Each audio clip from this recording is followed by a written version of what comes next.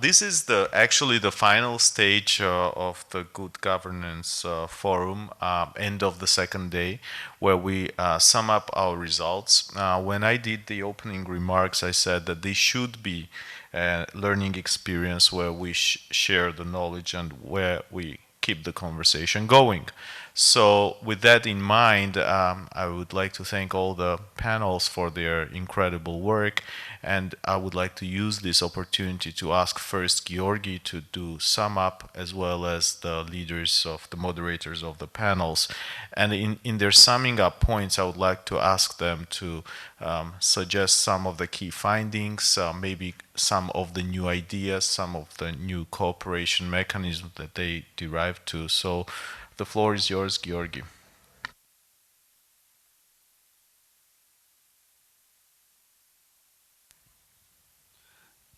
As we do not have the gender balance, I would like first to have our female panelists to give the final remarks, and according to the rule, I'll be the last but not least who will be speaking. Thank you, Giorgi. What an honor. Well, let me then start with thanking IDFI and all the donors, GIZ, USA, Illuminati, for organizing and supporting this forum. I think this is a good platform for the discussions that we had for the last 2 days. I think these discussions were really important, and they would have benefited from greater presence of Georgian government in here and those stakeholders that should take experience that has been shared for the last 2 days. In terms of the session on EITI, I think we all can agree and see benefits from its implementation, from the few examples from Armenia and Ukraine. And the EITI serves as a good diagnostic tool to see what are the gaps and issues in the sector and inform reforms if they are needed. Also, it's an anti-corruption tool, and that can reduce or mitigate corruption risks in the extractive industries, and it really empowers civil society and gives them data that can help their advocacy campaigning and also communicating the impact of extractive industries on a local level, whether it's positive or negative impact. We also realized that there are some opportunities for Georgia to implement the EITI, and there are challenges related to access to information in the mining sector, information related to oil, gas, transit and transportation. And we would really encourage local civil society with support from donor community and other CSOs in the region to continue working with the government pursuing this idea, and International Secretariat would be happy to assist them in this. Thank you. That would be it.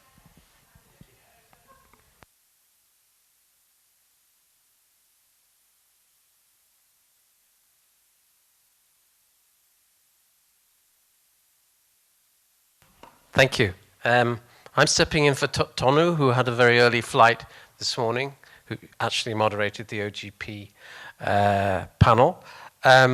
So I'd just maybe come up with a few perhaps takeaways.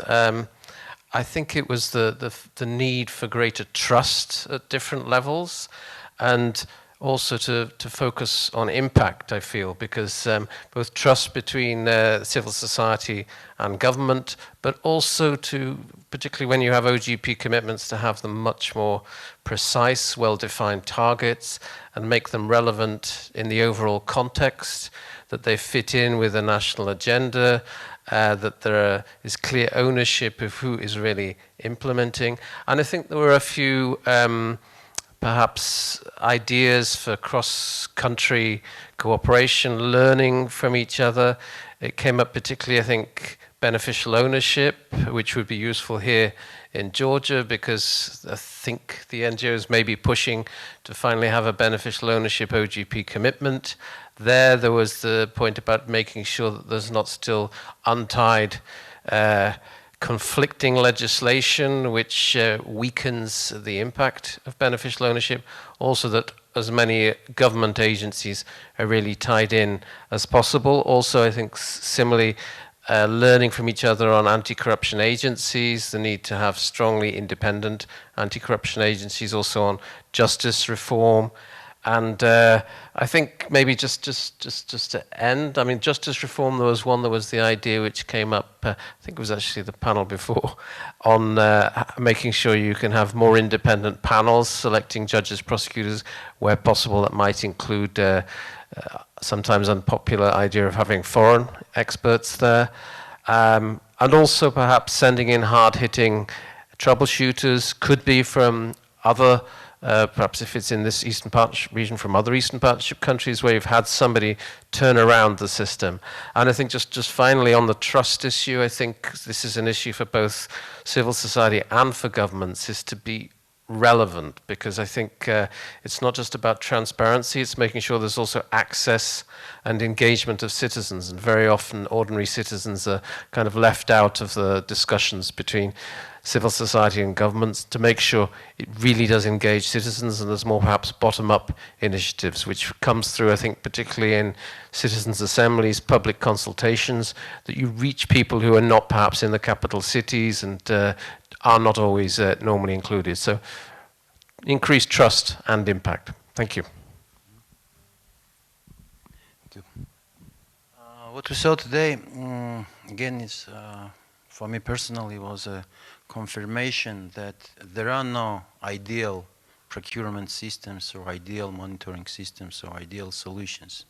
What we see and what we can observe, there are working or not working systems. Either system works and it produces results or impacts, either not. We saw in public procurement, unfortunately, in the recent decades, a lot of reports on the launching of a procurement system in different countries, but later on we never observed some tangible results and impacts, because the system is simply not working.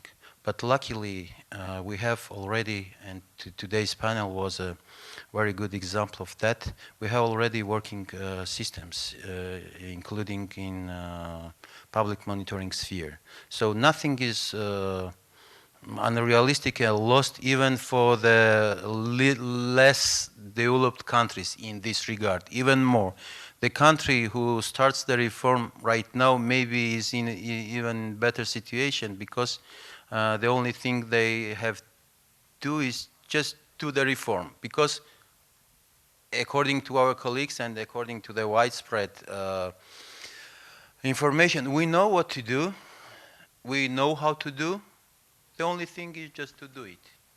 And I think, again, the biggest problem with the governments is just the cooperative will, whether government wants to do the reform or not. Again, this is the role of civil society, and this is the role of our field experts like we are today. We saw really people that are in the front or ahead of the processes. They are moving this process ahead, and they are creating best practices. And later on, after several years of hesitation and stuff like that, governments, even not cooperative, they are forced to follow those cooperative and those first runners. So what we saw today, it's inevitable. Switching to open contracting has such a pace that it's obvious that later you start using this data standard in a full scale, better you will be prepared and equipped for the future and for the future challenges, and vice versa. And of course, we saw also today the real need of either switching or running in parallel, not only these punitive and reactive systems, but also preventive and service-oriented systems. Thank you. So, beneficial ownership, we had one panel, and almost 2 workshops dedicated to this issue. We had the chance to listen to situations and best practices as well as shortcomings in different countries about this matter. We really realized and we came to a conclusion that beneficial ownership is important not only about anti-corruption efforts and fights, but also to combat money laundering and financing of terrorists. So there are a whole range of issues where this matter really matters. We had the chance to hear different standards which exist around the globe. We also realized and understood that there are still a lot of shortcomings, and even in countries where this matter is much more developed, there are still a lot of problems to overcome. But again, the conclusion is that we need it, and it's important, and there should be more efforts, especially in some countries, and we are talking about countries from the region, particularly Georgia, for instance, where this matter has to be further elaborated, where authorities are having primarily role in developing the system and implementing this in practice. So to get to the conclusion, let me also join the colleagues who thanked IDFI and all the donors for this really interesting and excellent event. And when it comes to recommendations, as we were asked to provide with certain recommendations, my recommendation would be to IDFI to continue with these events in the future. I don't know what will be the time frame and periodicity, but I hope we will have the chance to attend future events with this format. And when it comes to beneficial ownership recommendation, I would suggest that civil society in Georgia, in other countries which were present here, to continue following this matter, to continue pushing authorities in order to really get the final result, even with existing shortcomings, because at the end of the day, we really managed to identify what is added value of this, let's say, particular, very specific, but very important direction. Thank you. Thank you. I will start with the information that 1.5 months ago, when we decided finally what we are going to organize as the conference, and finally it was the Good Governance Forum, we didn't have even the half of the money that we needed. We didn't know who to invite. We didn't know what we are going to do. But finally we have what we have, and this is because of our donors. First of all, Luminate, in the framework of the project, we planned this conference. GIZ, who was the major supporter, and if not the GIZ, I can openly say that this conference wouldn't be able to be organized, and USAID, who gave the support in a very critical moment. So thank you to our donors. And then we had money, but we are not sure who will be panelists. So we contacted each of them, we communicated, and I'm really grateful that all of you who participated, who attended, and who presented at our forum. If not you, actually the conference wouldn't be able to be organized. So the same level thanks to all of you, especially guests from abroad who really managed to arrive, because I quite well understand that it's very hard to manage in quite a short time all these issues, and you did it, and I'm really grateful to you on behalf of IDFI. So thank you. Our moderators, who did a great job: Oliana, Jeff, Tato, Mamuka, David, and who I'm missing? Misha. You really did. Actually, the panels worked that well because of you. So great thanks to all of you for this brilliant work you did. I cannot avoid my friend Andrew, who did a brilliant moderation of the whole conference.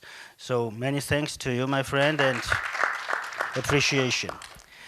And what is the most important? My team, my genderly not balanced part of organizing team. Teona, who was the heart and the soul of the whole issue. Where is she? She's not here. She's behind the scene, but she's doing everything. Probably you communicated with her, and Katie and others. So many thanks. Please stand up so people could see who are behind all this conference. Teona is here. Levan, who was very much involved and really helped me to organize all this. So Levan, the second day of his birthday, so our interpreters, technical assistants, and voice management staff, thank you to all of you. And all the participants who attended, who from the audience, who actively participated, and also if not you, actually this conference will be quite boring, so thank you. And actually we had 2 rounds. Yesterday was the first round, today was the second round, and we had a third round, like in rugby.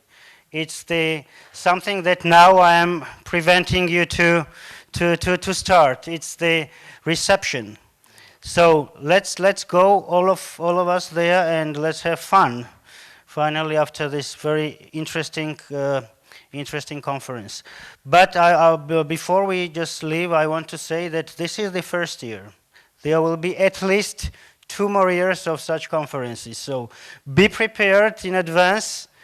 And I'm sure that next conference and the next one after the next one will be even more interesting and more interactive, and with